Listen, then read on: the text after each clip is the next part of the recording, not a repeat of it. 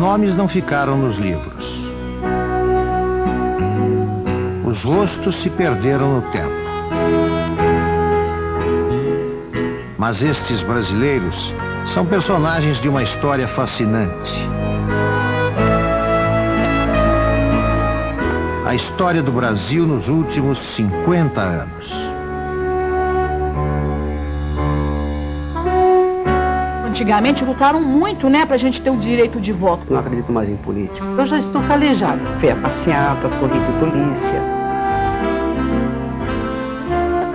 É bom olhar para trás e rir um pouco do que passou. A gente estava enfrentando o medo. As porradas amadurecem.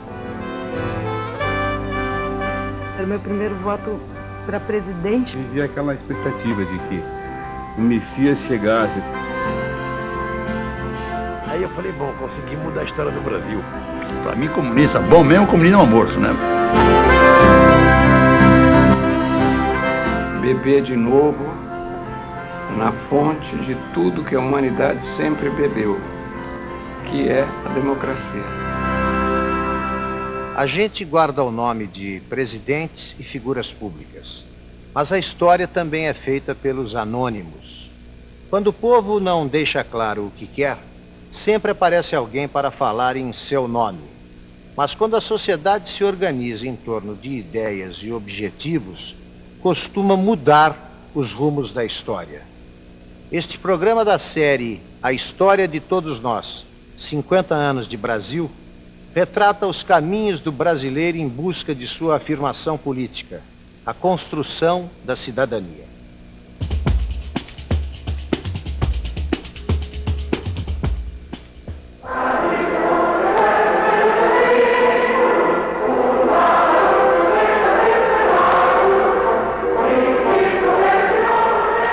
Abril de 1984, Vale do Anhangabaú, em São Paulo.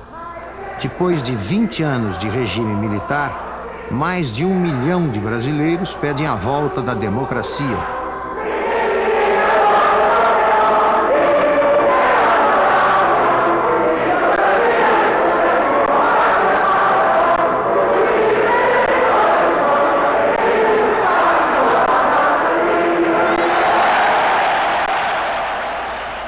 Empresário, dona de casa, estudando, todo mundo queria o fim do regime militar. A característica do regime autoritário é o seu cansaço. Com ditadura a gente não iria para lugar nenhum.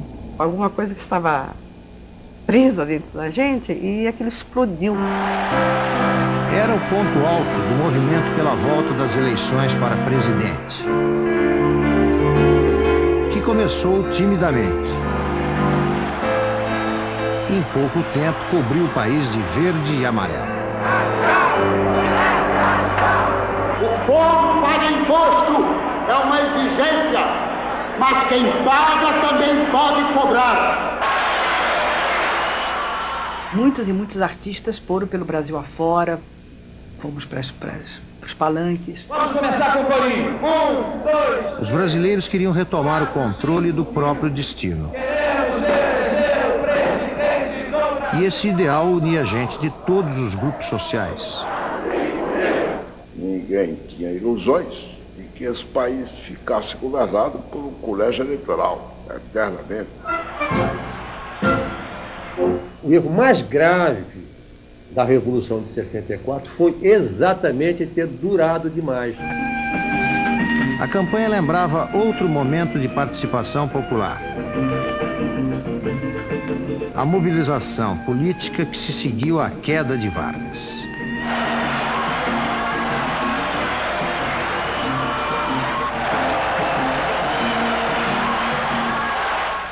Getúlio sempre teve uma frase, que não sei se é verdadeira ou não, mas que é atribuída a ele, dizendo: voto não enche barriga.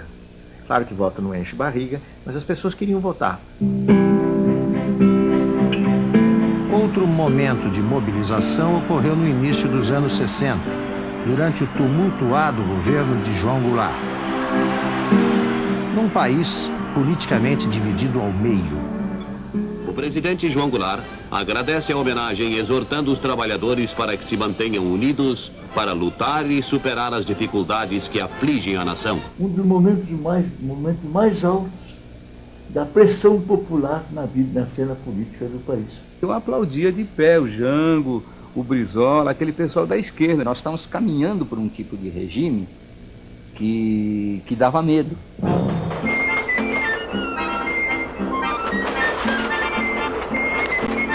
O Brasil estava em plena guerra revolucionária que o pessoal não entendia o que era a guerra revolucionária.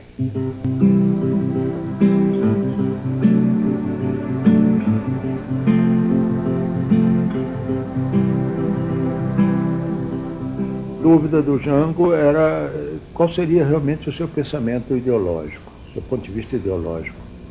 Tanto que no Rio de Janeiro, naquela altura, havia um ônibus elétrico, né?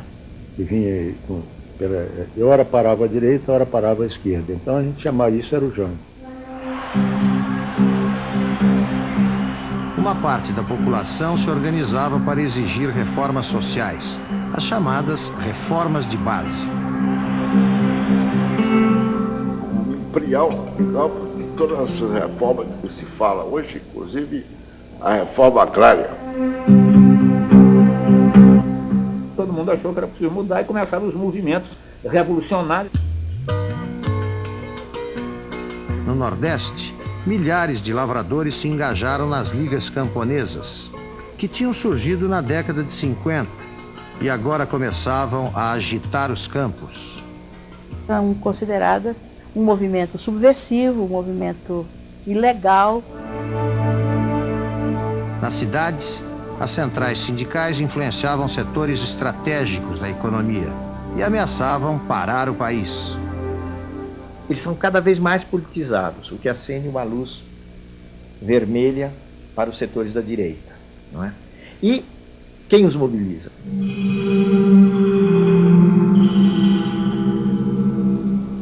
Havia mobilização sindical muito forte. Nós estávamos num período em que nós tínhamos greves todas as semanas. O exemplo mais frisante dessa marcha pelego sindical comunista era na Baixada Santista. Santos foi o primeiro soviético que se tentou implantar na América do Sul. Eles dominaram o Santos, greve de enfermeiro, greve de médico, greve de coveiro. Para muitos brasileiros, tanta agitação significava o perigo do comunismo. E cresceu a desconfiança contra Jango e as reformas. A impressão que nós tínhamos do Jango era a seguinte: um homem totalmente despreparado para a presidência da República. Jango era o herdeiro político de Getúlio Vargas, um populista que sempre despertou reações hostis nas Forças Armadas. E sua chegada ao governo quase provocou a guerra civil. Nós fomos contra a posse dele, porque nós não queríamos o comunismo no Brasil.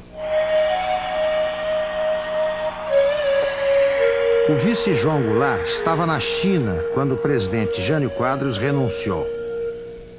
E os ministros militares vetaram a sua posse.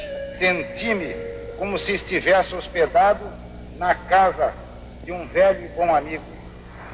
Viva a amizade cada vez mais estreita entre a China popular e os Estados Unidos do Brasil.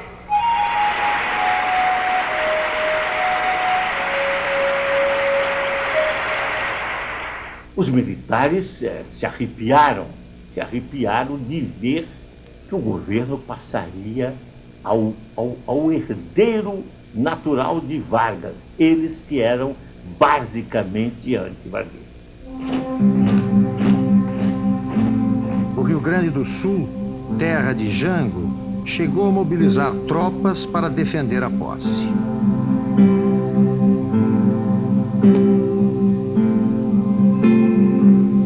Mas ele só assumiu depois de aceitar a principal exigência dos militares: a adoção do parlamentarismo, que reduzia seus poderes como presidente.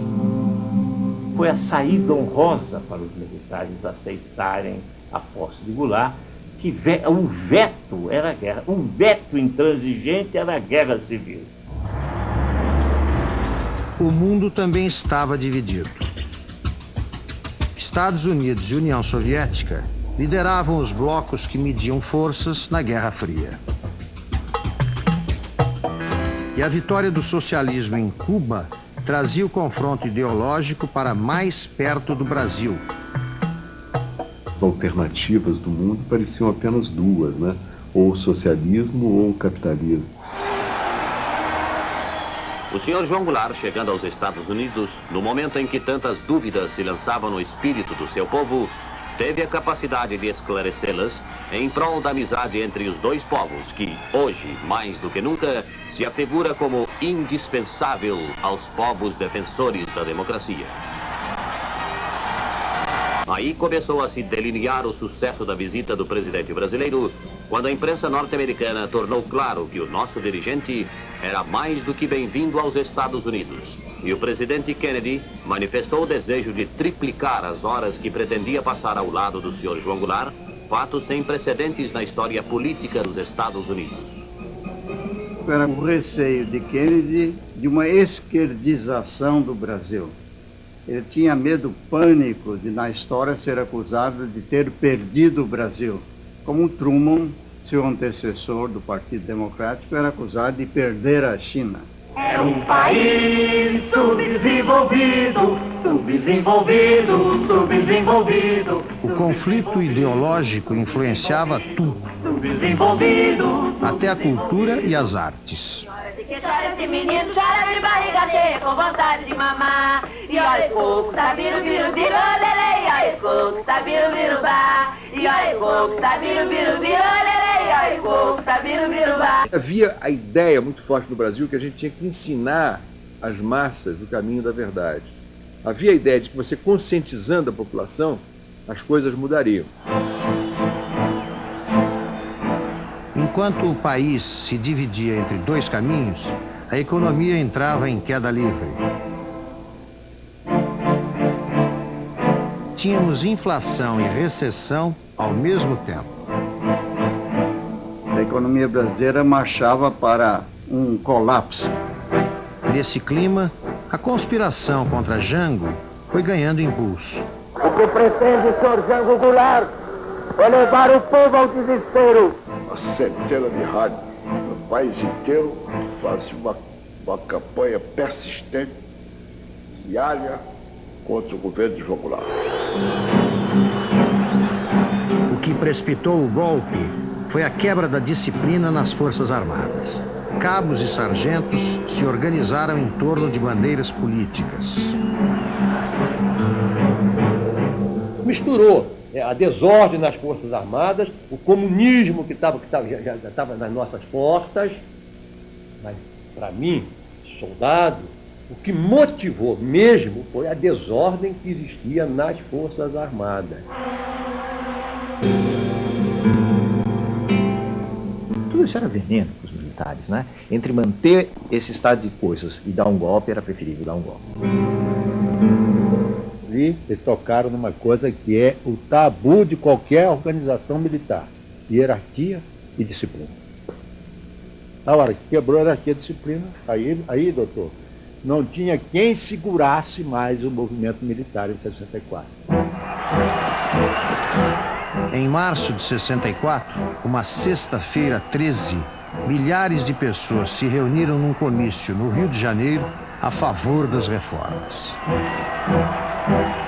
Tem fotografia desse comício e mostra os gorila na forca, não sei mais o quê.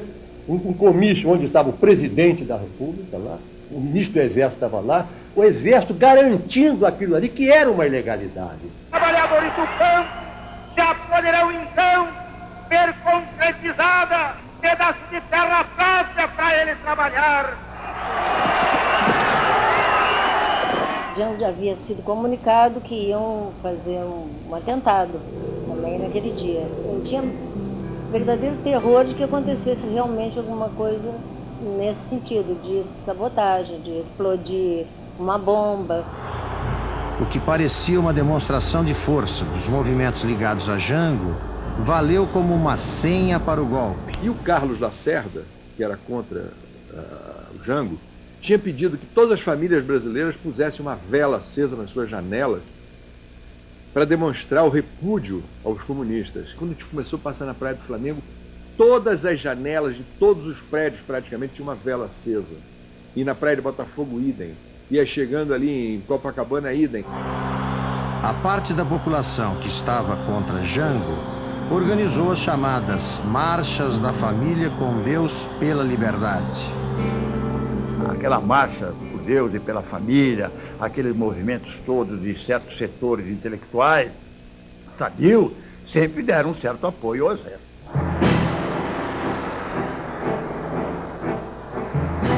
O golpe veio na noite de 31 de março. E as tropas rebeldes controlaram o país em 3 dias. Para nós foi uma surpresa a vitória do movimento rebelde, né? Do movimento militar, né? Porque nós acreditávamos nele. Eu lembro que minha mãe me telefonou e disse assim, não saia de casa que está tendo uma revolução. Tínhamos certeza de resistência, nós contávamos com a resistência, mas com grande surpresa, o governo se esfacelou.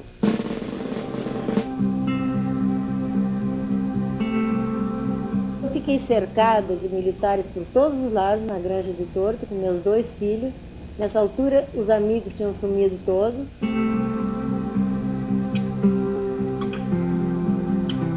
Sem apoio, Jango partiu para o exílio, de onde só voltaria morto muitos anos depois.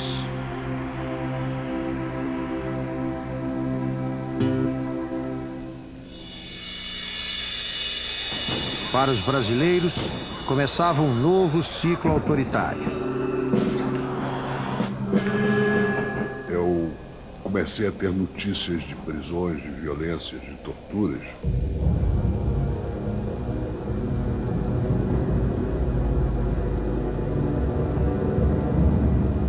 A visão era que você substituiu um regime, obviamente, de desordem, por um regime de ordem, talvez até excessiva. Intervenções militares sempre foram rotineiras na política nacional, mas agora eles vinham para ficar. Nos primeiros anos, o regime lembrava uma ditadura constrangida. Aos poucos, o governo foi amputando os direitos políticos dos cidadãos e a sociedade acabou reduzida ao silêncio. Era a premissa de que os militares, os políticos civis eram incapazes, eram corruptos, eram impatriotas e que só os militares detinham o monopólio da virtude. O regime autoritário só iria abrir espaço para a volta da participação popular muitos anos depois, na presidência do general Ernesto Geisel. Ele tinha uma formosa cabeça democrática e um terrível sangue tedesco correndo nas veias, tá?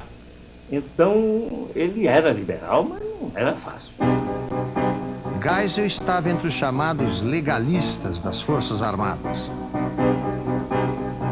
E assumiu em 74, prometendo uma abertura lenta, gradual e segura. A abertura era necessária porque o desgaste das Forças Armadas foi tremendo.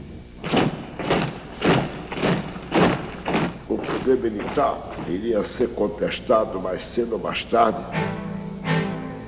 Um dos homens-chave da abertura era o general Golbery Couto e Silva, que abriu canais de diálogo com a sociedade. Era um senhor que, nos bastidores, mexia com a situação e decidia coisas. Nessa época, ditaduras que pareciam eternas começaram a desabar em outros países, como em Portugal, onde a Revolução dos Cravos enterrou o salazarismo.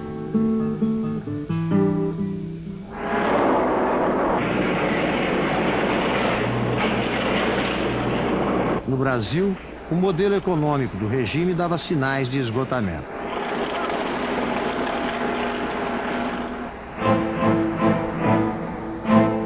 A inflação e o arroxo salarial voltavam a assombrar os brasileiros.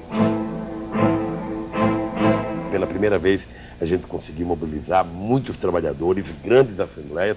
A luta dos trabalhadores de São Bernardo do Campo e Diadema tem que continuar. É a continuidade da nossa luta. E nós começamos então a fazer um discurso já mais politizado, uma coisa já mais forte, uma coisa já mais de contestação efetivamente ao regime militar. Companheiro, tá na hora de parar! Todo mundo para outra vez! Os sindicatos, que tinham praticamente desaparecido como força política, voltaram à cena, com novas lideranças. Temos um sindicalismo novo, evidente, não mais aquele sindicalismo paternalista de Vargas, mas um sindicalismo que nasceu na luta dentro da Revolução. As greves continuavam proibidas, mas em 1978, milhares de metalúrgicos pararam algumas fábricas no ABC Paulista. Era o recomeço do movimento operário. Por que nós começamos a brigar? Porque nós já tínhamos adquirido o hábito de comer carne. E o arroz salarial estava fazendo com que a gente parasse de comer carne. Começaram também os chamados panelaços contra a carestia. Nesta Assembleia do Movimento do Custo de Vida, movimento este em que nós, trabalhadores da classe operária, somos os que mais sofremos. Também os jovens queriam recuperar o espaço político perdido. Nós não vamos desafiar a autoridade, ela tem que ser respeitada. Ato público está proibido, não admitimos passeata nem comício. Está todo mundo preso. E hoje vão ser enquadrados na Lei de Segurança Nacional. Quantas pessoas foram presas? Não sei quantas. Quantas tiverem aqui? No momento em que o regime permitia apenas 2 partidos, o Movimento Democrático Brasileiro, MDB, tornou-se uma frente de oposições. Foi aquele partido que acolheu dentro de si muitos grupos, muitas pessoas, muitos setores, para fazer a luta institucional, a luta política institucional.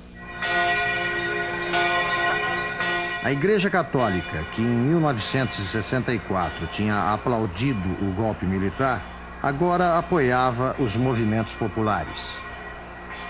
Houve um momento político intensíssimo, no sentido de a Igreja assumir as dores do povo e querer que o povo tomasse a sua história na mão. A Igreja também era uma das poucas vozes a denunciar as violações dos direitos humanos quando a censura silenciava o país. Como em 75, no assassinato do jornalista Vladimir Herzog. E logo depois, na morte sob tortura de Manuel Fiel Filho. Chefe da tortura tinha uma amante. E essa amante foi comprada pelos jornalistas e a amante tirou do chefe de tortura todos os dados, hora por hora, o que aconteceu com Vlad Herzog e também a morte dele em tortura.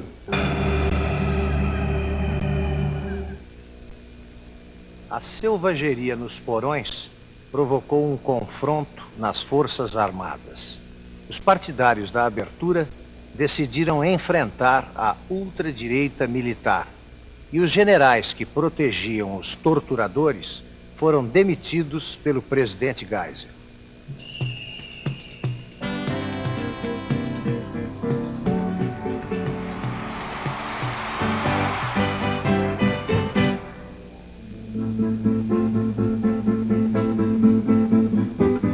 A esperança na redemocratização cresceu com a indicação do general João Batista Figueiredo para suceder a Geisel em 79.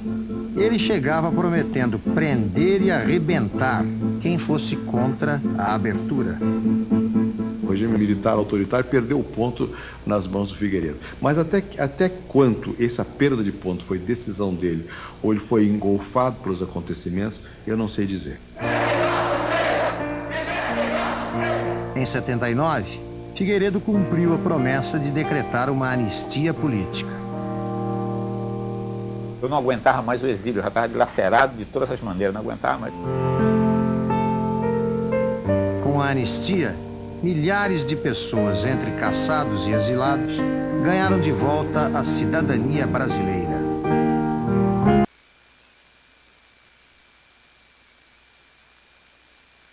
O Brasil, voltando para os amigos, voltando para recomeçar uma vida. Mas o caminho para a democracia ainda estava cheio de obstáculos. Porque extremistas militares recorreram ao terrorismo para explodir a abertura. Eu recebi uma carta dizendo, e assinado com a cruz esvástica, a cruz de Hitler, né? Estava assinado com a cruz de Hitler.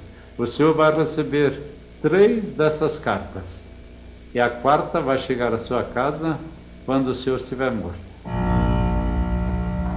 Em 81, esses terroristas tentaram explodir várias bombas num festival de música lotado de jovens no Rio Centro. Não sei o que se passou na cabeça daqueles doidos, entendeu? Porque terrorismo é o diabo. Se explodisse a bomba que dizem que estava no palco lá do espetáculo, nós íamos ter centenas de mortos. O arquivamento do inquérito aprofundou a crise nas Forças Armadas. Não há essa dúvida que havia elementos do Exército comprometidos com o Rio Centro. Eu não acredito que fosse só o capitão e o sargento que faleceu com a bomba no colo, entendeu? Aquele capitão não tomaria essa iniciativa. Devia ter alguém por trás dele, mas o próprio governo, João Figueiredo, não quis apurar.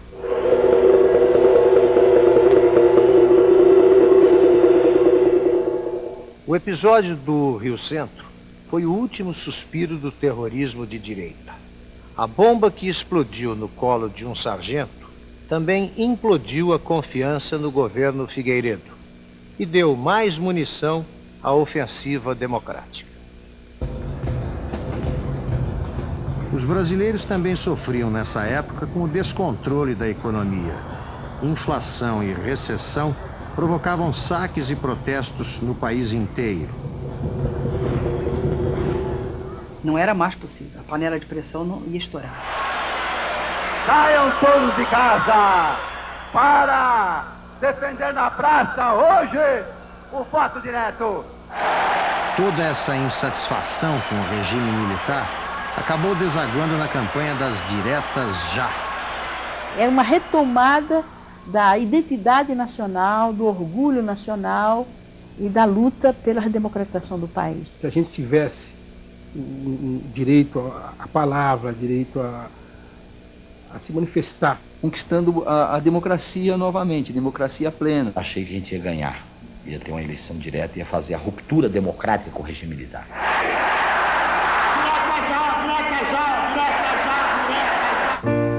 Mas o Congresso rejeitou a emenda que restauraria as eleições para presidente.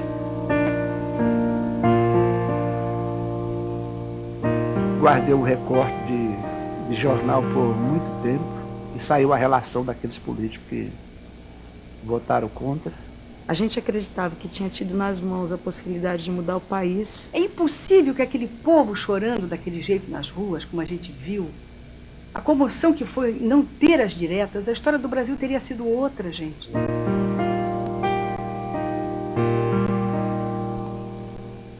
A redemocratização ia avançar por outro caminho. A eleição de um presidente civil, por via indireta, no colégio eleitoral. O candidato da abertura era Tancredo Neves.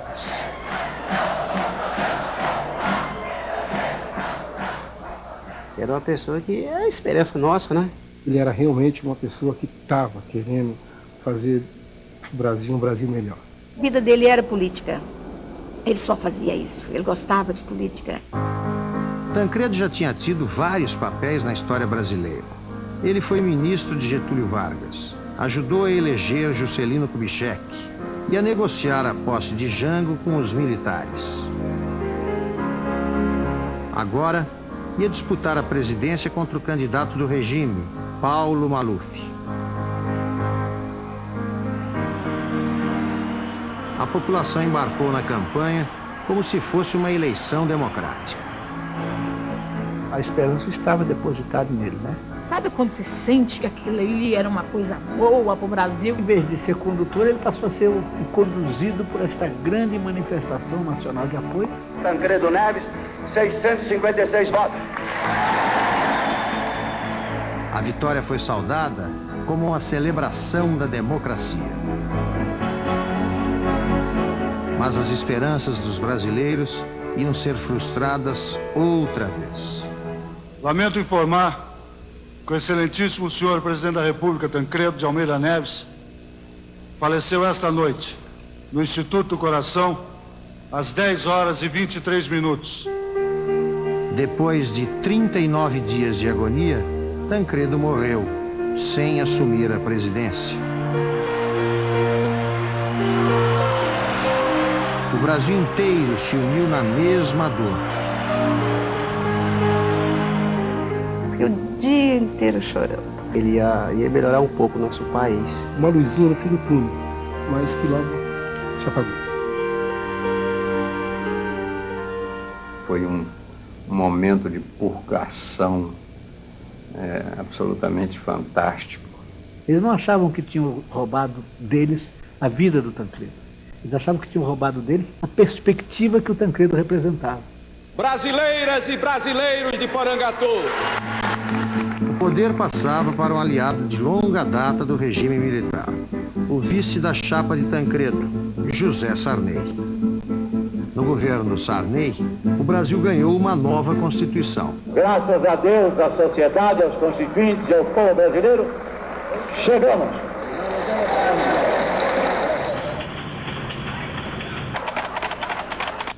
Mas a crise econômica só piorou.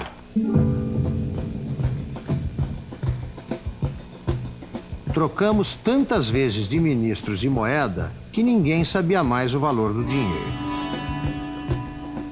A inflação estava comendo tudo. Você nunca sabia se o dinheiro ia dar. Quem perdia mesmo era o trabalhador, porque o capitalista, né? O dinheiro virava pó. E eu que pensei que alguma coisa tivesse mudado nesse país.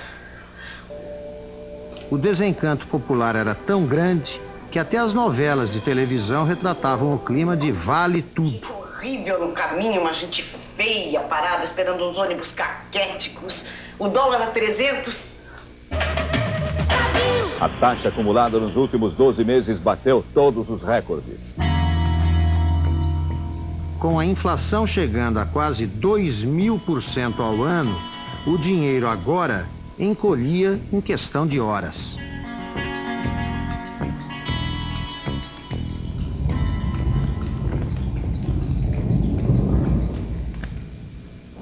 Que um manto mágico seja meu e me carregue para terras estrangeiras. Eu tô de partida, cara. Finalmente. Eu e a Alex vamos se mandar daqui, cara. Foi a época em que muitos brasileiros partiram para outros países em busca de oportunidades. Haverá despachas de clientes só à espera.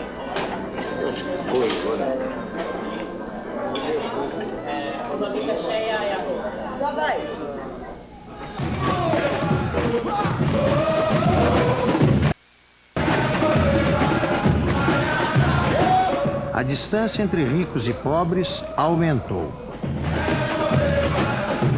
E a miséria invadiu até o carnaval, numa alegoria dos tempos difíceis. Eu estava querendo testemunhar, querendo que outras pessoas também abrissem os olhos. Mas profissionais da esperança sobrevivem a todas as frustrações. E em 89, fomos para as urnas com o entusiasmo de um artilheiro a caminho do gol.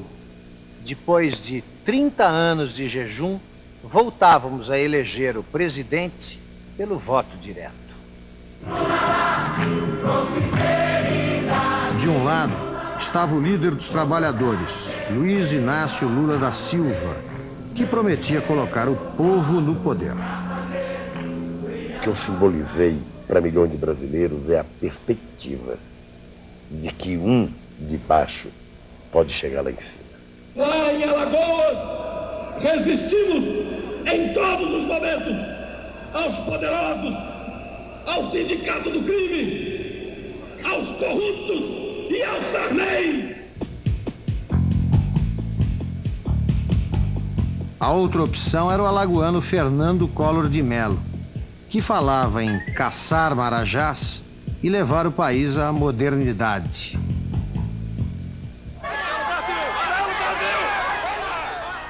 Ele tinha essa imagem da modernidade, essa imagem da energia quase juvenil. Jovem, presidente jovem. Então, a esperança da gente era uma coisa que ficaria bem melhor com ele. Collor levou a presidência. Aos descamisados, aos pés descalços, àqueles que querem justiça social no país para poder viver dignamente. Mas poucos dias depois, quase morremos de susto quando ele confiscou o dinheiro de todo mundo. A partir de hoje fica criado o Cruzeiro, que substitui o Cruzado Novo. Quem tinha ontem no depósito à vista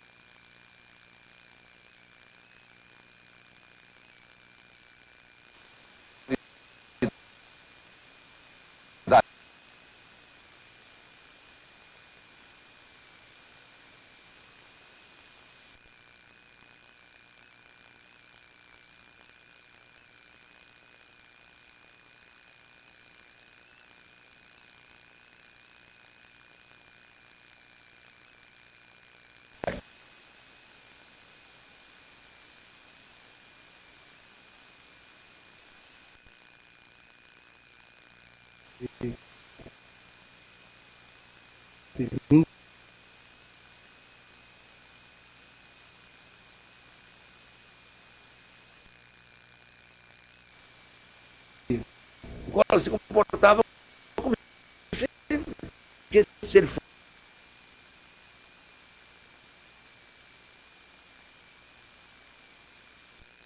Entendeu?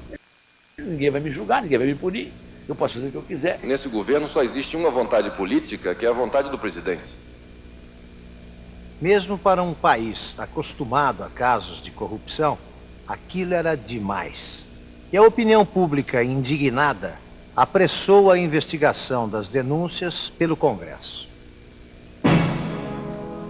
O inquérito foi acompanhado pelo país inteiro como uma novela de televisão.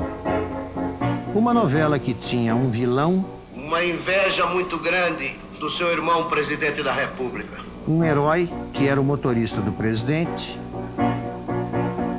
e até uma musa. os jovens foram para as ruas exigir o impeachment do presidente, com as caras pintadas.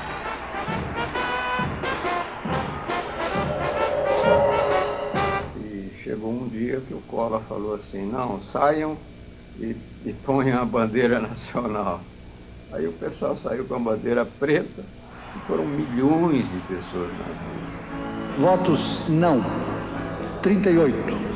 Votos sim, 441. O parecer foi aprovado. Em 92, numa iniciativa inédita no mundo, o Congresso aprovou o impeachment de Collor. O país destituía seu primeiro presidente eleito em 30 anos.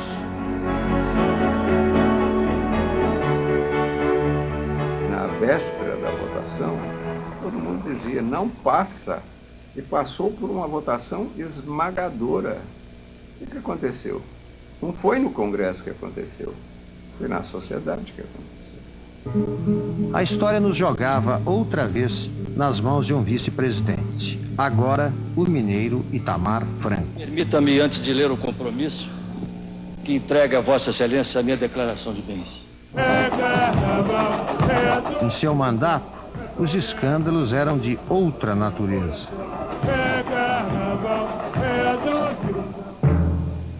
E a inflação conseguiu bater todos os recordes, 3.000% ao ano. O Brasil já tem sua moeda forte, o real. Foi quando um novo plano econômico, o real, trouxe a estabilidade que há muito não se via.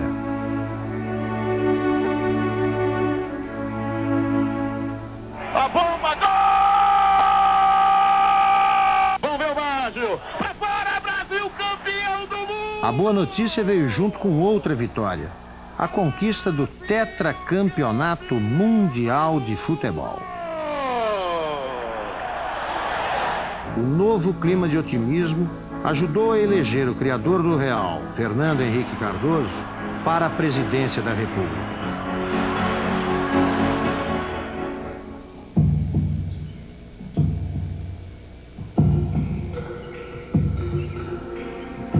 Mas os problemas brasileiros agora estavam maiores do que nunca. Uma dívida enorme, a dívida social, a dívida agrária, isso e aquilo, tudo isso se acumulando. A grande novidade foi que o Brasil descobriu de novo que tem fome.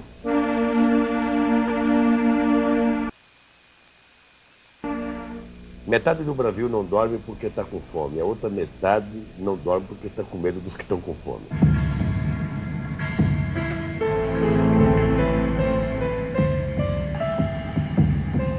A assassina da Candelária jogou, assim, na cara de todo mundo, aquele Brasil que ninguém quer ver.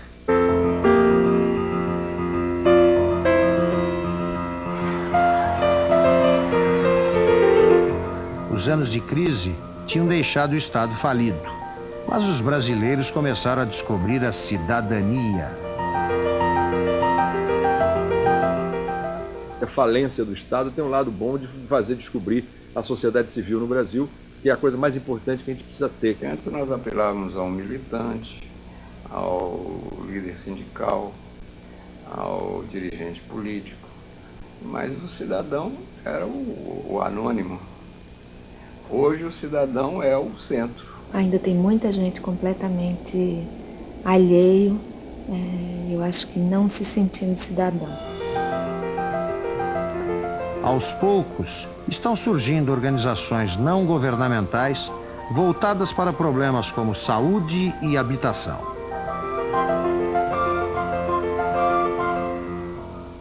Como se tivesse, de uma certa maneira, declinando o Brasil oficial e ascendendo o Brasil civil, o Brasil não oficial. No começo dos anos 90, uma aliança nacional contra a fome mostrou o caminho da solidariedade. O brasileiro adora solidariedade. E esse era um valor que estava como que obscurecido.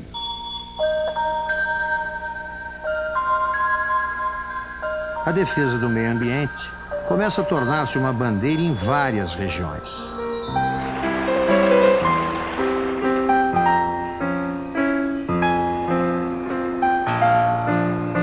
O que nós vamos fazer com a diversidade de vida que nós temos e com o potencial econômico dessa diversidade de vida? E um pouco por toda parte, surgem novas iniciativas para garantir um futuro para as crianças brasileiras. No final deste ciclo de 50 anos, aprendemos algumas coisas sobre a democracia. Deixamos de acreditar em milagres e salvadores da pátria. E descobrimos que os problemas só podem ser resolvidos por nós mesmos. O futuro terá de ser moldado pelas mãos dos brasileiros. O povo, nos seus acertos e desacertos, ele vai caminhando no rumo certo.